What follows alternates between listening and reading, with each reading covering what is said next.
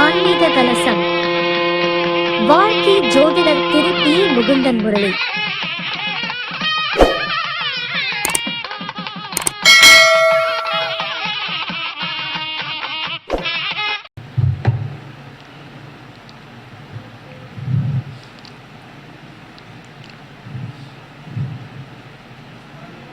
இந்த மாபெரும் ஜோதிட கருத்தரங்கில்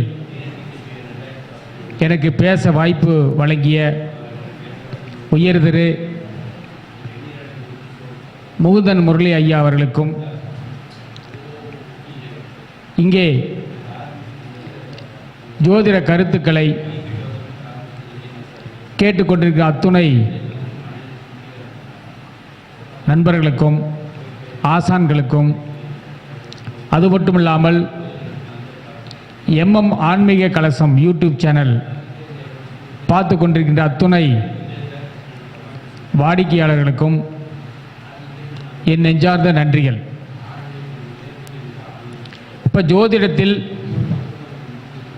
எத்தனையோ வழிமுறைகள் இருந்தாலும் கூட ஒரு பலன் பார்ப்பதற்கு பிறந்த லக்னத்தை வைத்து நாம் பலன் சொல்வோம். லக்னத்தில் என்ன கிரகம் இருக்கின்றதோ அதனுடைய ஆளுமை அந்த ஜாதகருக்கு உண்டு. லக்னத்தில் என்ன கிரகம் இருக்கின்றதோ அல்லது எத்தனை கிரகங்கள் இருக்கின்றதோ அதனுடைய ஆளுமை தன்மை அதனுடைய பரிபூரணமாக அந்த ஜாதகருக்கு கிடைக்கும். இப்போ உதாரணமாக இப்போ லக்னத்தில் நம்ம சூரியனை எடுத்துக்கொண்டால் நிச்சயமாக அவர் பிறந்த பிறகு குடும்பம் வளர்ச்சியாக இருக்கும். வளர்ச்சி, அதே போல் அவர்கள் குடும்பம் பிரகாசமாக இருக்கும். அப்படி நாம் பலன் சொல்வோம். அதே போல் லக்னாதிபதி எந்த 12 பாவங்களில் எங்கு நின்றாலும் அவருடைய காரகத்துவம் அவருடைய பாவகத்துவம் இணைத்து நாம் பலன் சொல்வோம். அது மட்டும் இல்லாமல் அந்த ஜென்ம நட்சத்திரம் என்று சொல்லக்கூடிய அந்த நட்சத்திரங்களில் அது அசூனியாக இருந்தாலும் சரி அல்லது பரணியாக இருந்தாலும் சரி, அந்த எப்படி ராசி காரகத்துவம் இருக்கின்றதோ அதுபோல பாவக காரகத்துவம் இருக்கின்றது, அதே போல நட்சத்திர காரகத்துவம் இருக்கின்றது. இன்னும் ஷார்ப்பாக சொல்ல போன நட்சத்திர காரகத்துவம் தான் சரியான பலனை நாம் சொல்ல முடியும். கிரகங்கள் என்பது ஒரு பொதுவான ஒரு வளிமண்டலம் அல்லது பொதுவான ஒரு பெரிய பரந்த பரப்பளவை கொண்டது கிரகம். ஆனால் நட்சத்திரம் என்பது அது மைய புள்ளி, பின் பாயிண்ட் அப்படின்னு சொல்லக்கூடியது. இப்போ சில பேர் இயற்கையாகவே சமையல் செய்வார்கள். அவர்கள் கைப்பட்டால் உணவு பதார்த்தங்கள் ரொம்ப சுவையாக இருக்கும். அல்லது இவர் போல் யாரும் அப்படி சமையல் செய்ய முடியாது. அது ஆணாக இருந்தாலும் சரி, பெண்களாக இருந்தாலும் சரி. பெண்களுக்கு மட்டும்தான் சமையல் கலையில் வல்லுநராக இருக்க வேண்டிய அவசியமில்லை. பெரிய பெரிய நிகழ்ச்சிகளில், பெரிய பெரிய கூட்டங்களுக்கு, அரசியல் கூட்டங்களுக்கு சமையல் செய்வது எப்படி என்றால், யாரெல்லாம் எந்தெந்த நட்சத்திரங்கள் அல்லது ஜென்ம நட்சத்திரமாக இருந்தாலும் சரி அல்லது லக்ன புள்ளி நான் சொல்லக்கூடிய நட்சத்திரங்கள் இருந்தாலும் சரி அல்லது லக்னாதிபதி என்று சொல்லக்கூடிய ஒருவர் நான் சொல்லக்கூடிய நட்சத்திரங்கள் இருந்தாலும் அல்லது 6ஆம் இடம் என்று சொல்லக்கூடிய உணவு, 6ஆம் இடம்தான் உணவு. அதாவது 6ஆம் அதிபதி நின்ற நட்சத்திரம் நான் இப்பொழுது குறிப்பிடக்கூடிய நட்சத்திரங்கள் இருந்தாலும் சரி, அவர்கள் சமையல் கலையில் சிறந்த வல்லுநராக இருப்பார்கள் அல்லது சமையலில் சிறந்து விளங்குவார்கள். அப்படி பார்க்கும்போது சமையலில் சிறந்த வல்லுனர் யார் அப்படின்னு பார்த்தோம்னா, ஒன்று கிருத்திகை நட்சத்திரம். இது நான் சொல்லக்கூடிய விஷயங்கள் எங்கே தேடினாலும் கிடைக்காது. எந்த ஒரு நூலிலும் கிடையாது, எங்கேயும் இல்லை. எங்கேயும் இல்லாமல் நான் மட்டும் எப்படி கண்டுபிடித்தேனா என்றால் இல்லை. அதாவது நான் இந்த சொல்லக்கூடிய நட்சத்திரங்கள், அதாவது எல்லா நூல்களையும் படித்து ஆங்காங்கே எடுத்து வரப்பட்டது. அதே போல எனக்கு கற்றுக் கொடுத்த குருமார்களும் சில விஷயங்களை சொல்லிக் கொடுத்திருக்கின்றார்கள். அதன் அடிப்படையில் நான் இப்பொழுது உங்களோடு பகிர்ந்து கொள்ள கடமைப்பட்டிருக்கின்றேன்.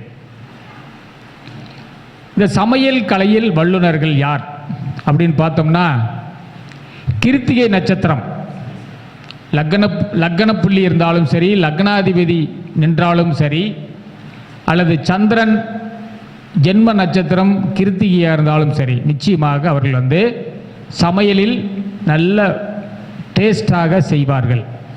ஒன்று கிருத்திகை. இரண்டாவதாக பரணி நட்சத்திரம். பரணி என்றால் அடுப்பு.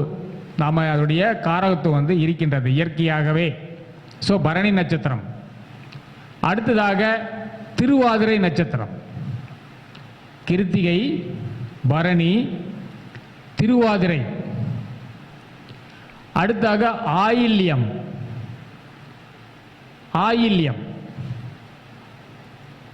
அடுத்ததாக உத்திரம். உத்திரத்தில் பிறந்தவர்கள் சிறப்பாக சமையல் செய்வார்கள். அடுத்ததாக விசாகம். விசாக நட்சத்திரத்தில் பிறந்தவர்கள் நிச்சயமாக நல்ல சமையல் செய்வாங்க. அவிட்ட நட்சத்திரம். அவிட்டமெல்லாம் தக்காளி சாதம் செய்தால் சிறப்பாக இருப்பாங்க. சில பேர் தக்காளி சாதம் செய்வாங்க, சும்மா கைப்பட்டாலே போதும். இந்த அவிட்ட நட்சத்திரத்தில் பிறந்தவர்கள் தக்காளி பயன்படுத்தி நிறைய வெரைட்டி செய்வாங்க. அடுத்தாக சதயம். சதய நட்சத்திரம். அடுத்தது ரேவதி நட்சத்திரம். ரேவதி. சந்திரன் என்பது காரக கிரகம். சந்திரன் உணவுக்கான காரக கிரகம் சந்திரன், நீருக்கான காரக கிரகம் சந்திரன். ஸோ சந்திரனுடைய நட்சத்திரங்கள் ஒன்று ரோகிணி, மற்றொன்று அஸ்தம்,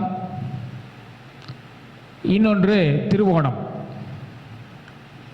இந்த ரோகிணி, அஸ்தம், திருவோணம் இந்த நட்சத்திரங்களில் பிறந்தவர்கள், அது லக்னமாக இருந்தாலும் சரி, லக்னாதிபதியாக இருந்தாலும் சரி, அல்லது சந்திரனாக இருந்தாலும் சரி, அல்லது 6ஆம் அதிபதியாக இருந்தாலும் சரி, இந்த ரோகிணி, அஸ்தம், திருவோணத்தில் பிறந்தவர்கள், இப்போ இதற்கு முன்னால் சொன்ன நட்சத்திரங்களில் பிறந்தவர்கள் வீட்டில் ஒரு 4 பேரோ அல்லது ஒரு குடும்பத்துக்கு ஒரு 10 பேரோ சமையல் செய்வார்கள். ஆனால் இந்த சந்திரன் நட்சத்திரங்களில் இருப்பவர்கள் பிறந்தவர்கள் கண்டிப்பாக 500 பேர், 1000 பேர், 5000 பேர், இப்படி பல்கா சமையல் செய்யக்கூடிய அந்த திறமை இவர்களுக்கு உண்டு. சரிங்களா? அடுத்ததாக சிரிக்கும் நட்சத்திரம். சிரிப்பாங்க, அதாவது புன்னகையோடு இருப்பாங்க. அது லக்ன புள்ளியாக இருந்தாலும் சரி, லக்னாதிபதியாக இருந்தாலும் சரி, அல்லது சந்திரனாக இருந்தாலும் சரி, அந்த லக்னத்தில் பிறந்தவர்கள் அல்லது லக்னாதிபதியாக இருந்தவர்கள் கண்டிப்பாக சிரிப்பாங்க. சிரிச்சுக்கிட்டு தான் பேசுவாங்க, மகிழ்ச்சியாக தான் பேசுவாங்க. இப்போ நான் ஒரு ஜாதகம் பார்த்தேன். இப்போ நம்ம அந்த கூட்டத்துக்கு முன்னாடி நான் பேசுவதற்கு முன்னால் இந்த அரங்கில் நான் ஒரு ஜாதகம் பார்த்தேன். அந்த ஜாதகம் துலா லக்னம், லக்னாதிபதி சுக்கிரன் எங்கே இருக்கார் என்ற மிதுனத்தில் புனர்பூச நட்சத்திரம். இப்போ லைவில் நானும் ஈரோடு பாலகிருஷ்ணனாவும் பார்த்துட்டு இருந்தோம் அந்த சார்ட்டு. துலா லக்னம், லக்னாதிபதி சுக்கிரன், புனர்பூச நட்சத்திரம். ஸோ அந்த ஜாதகர் அவர் எப்பவுமே சிரிச்சுக்கிட்டு தான் பேசுவார். சிரிச்சுக்கிட்டு தான் பேசுவார், புன் சிரிப்போடு தான் பேசுவாருங்க. அதே போல இன்னொரு நட்சத்திரம் ஆயில்யம். இந்த புனர்பூச நட்சத்திரத்தில் பிறந்தவர்களும் அல்லது ஆயில்யம் நட்சத்திரத்தில் பிறந்தவர்களும் எப்பொழுதும் புன்சிரிப்பு புன்னகையோடு தான் இருப்பார்கள். எவ்வளவு கஷ்டங்கள் வந்தாலும் அவர்கள் வெளியில காட்டிக்க மாட்டாங்க. சரிங்களா? அடுத்தது சிரிக்கிறோம். அடுத்து கண்ணீர் விடுவாங்கல்ல, ஆனந்த கண்ணீராக கூட இருக்கலாம், அல்லது கஷ்டத்தில் கண்ணீர் விடக்கூடிய அந்த வாய்ப்பாக கூட இருக்கும். அப்படின்ட்டு பார்த்தோம்னா கண்ணீர் விடக்கூடிய நட்சத்திரங்கள் அப்படி பார்த்தீங்கன்னா நம்பர் 1 திருவாதிரை. பெண்கள் மட்டுமே அல்ல, ஆண்கள் கூட லக்ன புள்ளியோ லக்னாதிபதியோ அல்லது சந்திரனோ இவர்கள்லாம் இந்த திருவாதிரையில் இருந்தால் நிச்சயமாக அவர்கள் கண்ணீர் விட்டு அழுவார்கள். இப்போ 6ஆம் அதிபதி, இப்போ லக்னத்துக்கு 6ஆம் அதிபதி ஒரு திருவாதிரை நட்சத்திரத்தில் இருந்தால் அந்த 6ஆம் அதிபதி திசை நடந்தால் அல்லது புத்தி நடந்தால் அல்லது அந்தரம் நடந்தால் அல்லது சூட்சமம் பிராணன் நடந்தால் அது என்ன காலகட்டமோ அந்த காலகட்டத்தில் கண்டிப்பாக கடனுக்காக, நோய்க்காக, மருத்துவ செலவிற்காக அல்லது கணவன் சந்தேகப்படுகிறார் என்று மனைவியும், மனைவி சந்தேகப்படுகிறார் என்று கணவனும் நிச்சயமாக கண்ணீர் விட்டு கதறி அழுவார்கள். சரிங்களா? திருவாதிரை கண்ணீர் விடும் நட்சத்திரம். அடுத்ததாக மகம் நட்சத்திரம். மகத்தில் பிறந்தவர்கள் யாராக இருந்தாலும் சரி, அது முதலமைச்சராக இருந்தாலும் சரி அல்லது பிரதம மந்திரியாக இருந்தாலும் சரி, யாராக இருந்தாலும் சரி, மகத்தில் பிறந்தவர்கள் நிச்சயமாக ஜகத்தை ஆழ்வார்கள் என்று நாம் எல்லாம் அந்த பழமொழி நாம் கேட்டிருக்கிறோம். ஆனால் அதில் கண்ணீர் விடுவார்கள் என்று நாம் இன்றையிலிருந்து நாம் தெரிந்து கொள்வோம். அது இப்போ கூட நான் பார்த்த ஜாதகத்தில் சந்திரன் மக நட்சத்திரம். இப்போ பார்த்த ஜாதகத்தில் சுக்கிரன் புனர்பூசம். ஸோ லக்னாதிபதி புனர்பூசம். ஸோ சிரிப்பார்கள், புன்னகையோடு இருப்பார்கள் என்று சொன்னேன். ஆனால் இப்போது பார்த்த ஜாதகம் சந்திரன் மக நட்சத்திரம். அப்போ ஜாதகரை குறிக்கும். சந்திரன் என்றால் ஜாதகரையும் குறிக்கும். அதே போல சந்திரன் என்பது தாயாரையும் குறிக்கும். அப்போ தாய் இந்த நான் பார்த்த ஜாதகத்தில் சந்திர திசை புத்தி அல்லது சந்திர திசையில் கேது புத்தி நடக்கும்போது கண்டிப்பாக அவர்கள் கண்ணீர் விட்டு கதறக்கூடிய நிலைமை ஏற்படும். அது துலா லக்னத்திற்கு 10ஆம் அதிபதி சந்திரன். 10 என்பது மாமியார். ஸோ மாமியாரும் அழுவாங்க. 10ஆம் அதிபதி என்பது தொழில் ஸ்தானம். தொழிலுக்காக சில கஷ்டப்படக்கூடிய வாய்ப்பு அந்த ஜாதகருக்கு உண்டு. ஸோ அப்பெல்லாம் அந்த திசை புத்தி காலங்களில் ஒரு நிகழ்வு கண்டிப்பாக நடக்கும். அடுத்தது இந்த கண்ணீர் விடும் நட்சத்திரங்களில் அடுத்ததாக நாம் பார்க்க போவது அஸ்த நட்சத்திரம். அஸ்தம். அஸ்த நட்சத்திரத்தில் பிறந்தவர்களும் கூட லக்னம், லக்னாதிபதி சந்திரன் யாராக இருந்தாலும் சரி, அந்த ஆதிபத்தியம் சார்ந்து, அந்த கிரக உறவுகள் சார்ந்து, இப்போ அஸ்தத்தில் சந்திரன் தான் தாய் அழுவார்கள், சூரியன் இருந்தால் அப்பா அழுவாங்க, கண்ணீர் விடுவார். அப்படி ஒவ்வொரு கிரக காரகத்தையும் வைத்து நாம் சொன்னால் சரியாக இருக்கும். அடுத்தது உறவை பிரிக்கும் நட்சத்திரங்கள். உறவு, ரிலேஷன்ஷிப், சொந்த பந்தங்களை விட்டு பிரிந்து வாழக்கூடிய நட்சத்திரங்கள். ஒன்று வேலை சம்பந்தமாக, தொழில் ரீதியாக கூட பிரிந்திருக்கலாம். சரிங்களா? அப்படி ஒரு அமைப்பு இருக்கும். அப்படி பார்க்கும்போது ஒன்று கிருத்திகை நட்சத்திரம். கிருத்திகை. இரண்டாவதாக ரோகிணி. ரோகிணி நட்சத்திரம் உறவை பிரிக்கின்ற நட்சத்திரம். அடுத்ததாக புனர்பூசம். இப்போ புனர்பூசம் இப்போ பார்த்தோம் பார்த்தீங்களா, லக்னாதிபதி சுக்கிரன் புனர்பூச நட்சத்திரம். இது உறவை பிரிக்கக்கூடிய நட்சத்திரம். நான் பார்த்த ஜாதகத்தில் தாய் தந்தையரை விட்டு, உறவை விட்டு வெளியூரில் வசிக்கக்கூடிய அந்த அமைப்பு இருக்கும். அந்த ஜாதகரை கேட்டால் தெளிவாக சொல்லுவாங்க. அப்போ புனர்பூச நட்சத்திரம் உறவை பிரிக்கின்ற நட்சத்திரம். அடுத்தது அஸ்தம். அஸ்த நட்சத்திரமும் உறவை பிரிக்கக்கூடிய நட்சத்திரம். அடுத்ததாக விசாகம். விசாக நட்சத்திரம். விசாகத்தில் பிறந்தவர் தான் முருகர். ஸோ உறவை பிரிக்கக்கூடிய நட்சத்திரங்களில் விசாகம். அடுத்ததாக மூலம். மூல நட்சத்திரத்தில் பிறந்தவர்கள் கண்டிப்பாக உறவை விட்டு, சொந்த பந்தங்களை விட்டு அல்லது பிறந்த ஊரை விட்டு வெளியே செல்லக்கூடிய அமைப்பு கண்டிப்பாக இருக்கும்.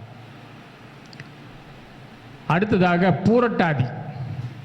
பூரட்டாதி நட்சத்திரத்தில் பிறந்தவர்கள் கண்டிப்பாக உறவை விட்டு, சொந்த பந்தங்களை விட்டு வெளியில் வந்து பிரிந்திருக்கக்கூடிய வாய்ப்பு வந்து உண்டு அப்படின்னு சொல்லலாம். அடுத்ததாக ரேவதி நட்சத்திரம். ஐயா, உத்திரட்டாதி வராதுங்க. இது வந்து உறவை பிரிக்கக்கூடிய நட்சத்திரங்கள். உறவை பிரிக்கக்கூடிய நட்சத்திரங்கள். ஸோ அதனால் வந்து இந்த நட்சத்திரங்கள் வந்து உறவை பிரிக்கக்கூடிய நட்சத்திரங்கள். இது ஏனென்றால் கிருத்திகை நட்சத்திரத்தில் பிறந்தவர் தான் முருகர். இது பெரிய ஒரு மாயாஜாலமோ மந்திரமோ கிடையாதுங்க. முருகர் வந்து தன்னுடைய தாய் தந்தையரை விட்டு பிரிந்து தான் இருந்தார், சென்றார். ஸோ அதனால் இந்த கிருத்திகை நட்சத்திரம் ஒரு வெட்டும் நட்சத்திரம். வெட்டும். இந்த கிருத்திகை நட்சத்திரத்தில் பிறந்தவர்கள் யாராக இருந்தாலும் சரி வெட்டி வெட்டி வெட்டி தான் பேசுவார்கள். அவருடைய பேச்சு வந்து அப்படியே கட்டிங் மாதிரி ரொம்ப ஷார்ப்பாக தான் வெட்டி வெட்டி தான் பேசுவாங்க. அதுபோல் இந்த முருகர் வந்து பிறந்த நட்சத்திரம் கிருத்திகை. அதற்கு அடுத்தாற்போல் ரோகிணி. ரோகிணியில் பிறந்தவர் கிருஷ்ணர். ஸோ அவரும் தன்னுடைய உறவுகளை விட்டு பிரிந்து சென்றார். அடுத்தாக புனர்பூச நட்சத்திரம். புனர்பூசத்தில் பிறந்தவர் ராமர். ஸோ ராமரும் வந்து வனவாசம் போனதாக வரலாறு கூறுகின்றது. அடுத்ததாக அஸ்தம். அஸ்தத்தில் பிறந்தவரால் லவன் குசன், ராமருடைய குழந்தைகள். அவர்களும் காட்டில்தான் கஷ்டப்பட்டார்கள். தந்தை ஒரு பக்கம், தாய் ஒரு பக்கம், குழந்தைகள் ஒரு பக்கமாக பிரிந்து கிடந்தார்கள். அந்த அஸ்தத்தில் இன்னொருவர் பிறந்தவர் தான் சூரிய பகவான். நவக்கோள்களில் சூரிய பகவான் பிறந்த நட்சத்திரம் அஸ்தம். சூரியனுடைய குமாரர்கள் யாரு? சனி பகவானும் யமன். இவங்கெல்லாம் வந்து தந்தை விட்டு பிரிந்து சென்றவர்கள், தந்தையால் விளக்கப்பட்டவர்கள். அதாவது வந்து சனி பகவான் வந்து தனிச்சு போகல, சூரியன் தான் பிரிச்சு விட்டார். ஸோ இவர்கள்லாம் வந்து பிரிந்து சென்றவர்கள். அடுத்ததாக விசாகம். விசாகத்தில் பிறந்தவர் தான் முருகர். ஸோ முருகர் வந்து பிரிந்து சென்றார். அதுக்கடுத்தாற்போல் மூலம். மூலத்தில் பிறந்தவர் தான் ஆஞ்சநேயர். ஸோ அவரும் வந்து வனவாசம் அங்கே இங்கே சென்று கொண்டு தான் இருந்தார். அடுத்து வந்து பூரட்டாதி. பூரட்டாதியில் பிறந்தவர் தான் கர்ணன். கர்ணன் வந்து குழந்தையாக இருக்கும்போதே ஆற்றில் விடப்பட்டார். அடுத்ததாக ரேவதி. ரேவதியில் பிறந்தவர் தான் சனி பகவான். சனி பகவான் வந்து ரேவதியில் வந்து பிறந்தார். ஸோ அவரும் வந்து ரொம்ப லாங்கில் வந்து இருந்தார் அப்படின்ட்டு தூர தேசங்களில் கிரகங்களில் அதிக தூரம் உள்ள கிரகம் சனி பகவான். 9 கோள்களில் அதிக தூரம் உள்ள கிரகம் சனி பகவான். ஸோ அதனால் சனி பகவான் இருக்கிற இடம் வந்து இருட்டு என்று சொல்லுகின்றோம். இருட்டு, ஐஸு அப்படின்ட்டு நாம் சொல்கிறோம். அடுத்ததாக இந்த கிட்னி பாதிப்பு யாருக்கெல்லாம் இருக்கும்? சிறுநீரக பாதிப்பு யாருக்கெல்லாம் இருக்கும் என்று பார்த்தால் பரணி நட்சத்திரம், பூரம் நட்சத்திரம், பூராடம், அது லக்னமாக இருந்தாலும் சரி, லக்ன புள்ளியாக இருந்தாலும் சரி, அல்லது வந்து 6ஆம் அதிபதியாக இருந்தாலும் சரி, சந்திரனாக இருந்தாலும் சரி, இவர்களுக்கு நான் சொல்லக்கூடிய அந்த நட்சத்திரங்களில் பிறந்தவர்களுக்கு நிச்சயமாக சிறுநீரக பாதிப்பு உண்டு, அல்லது சிறுநீரக தொற்று கண்டிப்பாக உண்டு. யூரினரி ட்ராக் இன்ஃபெக்ஷன் கண்டிப்பாக இருக்கும். அது வந்து பரணி, பூரம், பூராடம், அடுத்தாக மகம், சித்திரை, விசாகம். இது சுக்கிரனுடைய நட்சத்திரங்கள். பரணி, பூரம், பூராடம். ஸோ சுக்கிரன் என்றால் கிட்னி, சிறுநீரகம் சம்பந்தப்பட்டதெல்லாம் குறிக்கக்கூடிய காரக கிரகம். மகம் என்பது ஆண் எலி. மகம் என்பது ஆண் எலி. பூரம் என்பது பெண் எலி. பூரம் என்பது பெண் எலி. அதே போல சித்திரை என்பது ஆண் புலி. விசாகம் என்பது பெண் புலி. அதாவது எலிகள் புலிகள் உள்ள நட்சத்திரங்கள் ஒன்று மகம், இரண்டாவதாக பூரம், சித்திரை, விசாகம். இந்த எலிகள் நட்சத்திரங்களும் புலிகள் நட்சத்திரங்களும் காட்டில் வந்து தண்ணி அதிகமாக அருந்தாது. தண்ணீர் வந்து அதிகமாக குடிக்காதுங்க. அதனால் அந்த மகம் நட்சத்திரத்தில் பிறந்தவர்களும், பூரம் நட்சத்திரத்தில் பிறந்தவர்களும், சித்திரை நட்சத்திரத்தில் பிறந்தவர்களும், விசாகம் நட்சத்திரத்தில் பிறந்தவர்களும் இயற்கையாகவே அவர்கள் வந்து அதிக தண்ணீர் குடிக்க மாட்டார்கள். சரிங்களா? அதிகம் வந்து தண்ணி குடிக்க மாட்டாங்க. ஒரு நாளைக்கு வந்து குறைந்தபட்சம் 3 லிட்டர் தண்ணியாவது குடிக்கணும், குறைஞ்சபட்சம். ஆனால் இவர்கள் வந்து தண்ணீர் அருந்த மாட்டார்கள். தண்ணீர் அருந்தாத காரணத்தினால் கண்டிப்பாக இவர்களுக்கு சிறுநீர் பாதிப்பு ஏற்படக்கூடிய வாய்ப்பு உண்டு.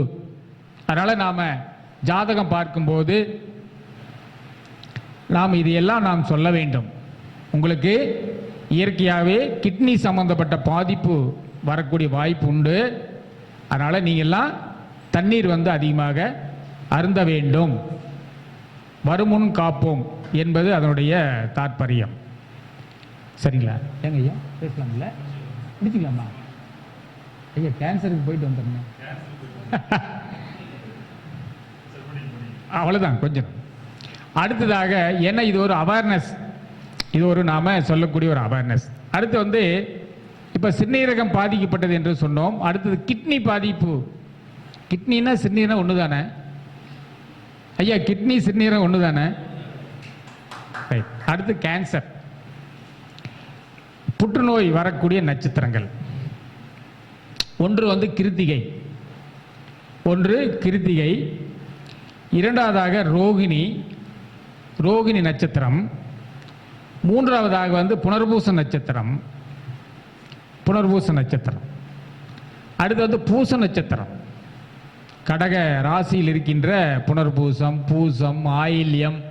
இது இயற்கையாகவே வந்து கடகராசி என்பது கேன்சர் ராசி. கேன்சர் தமிழ், இங்கிலீஷில் வந்து கேன்சர்னு சொல்கிறோம். விருச்சிகத்தை வந்து ஸ்கார்பியோன்னு சொல்கிறோம். அது மாதிரி இது வந்து கேன்சர் ராசி. அதனால் புனர்பூசம், பூசம், ஆயில்யம். அடுத்ததாக சித்திரை, சித்திரை. அடுத்தாக கேட்டை, கேட்டை, உத்திரம், உத்திராடம், அதுக்கடுத்தாற்போல் சதயம், இறுதியாக உத்திரட்டாதி. இந்த நட்சத்திரங்களில் பிறந்தவர்கள் கொஞ்சம் கவனமாக இருக்கணும். அதுக்காக வந்து பிறந்த உடனே கேன்சர்னு சொல்லக்கூடாது. மறைமுகமாக அப்படி ஏதாவது தென்பட்டாலும் கூட 6ஆம் இடமோ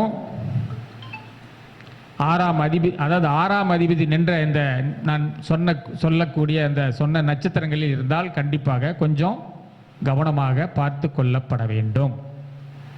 அதே போல் லக்கணப்படி இந்த நட்சத்திரங்கள் அவர்களுடைய ஜென்ம லக்கணப்படி இந்த நட்சத்திரங்களில் அந்த வயதோட்டம் என்று சொல்லக்கூடிய அந்த வயசு போகும்போது அந்த ஏஜ் எப்போ வரும்னா அந்த ஏஜில் தான் வரும்.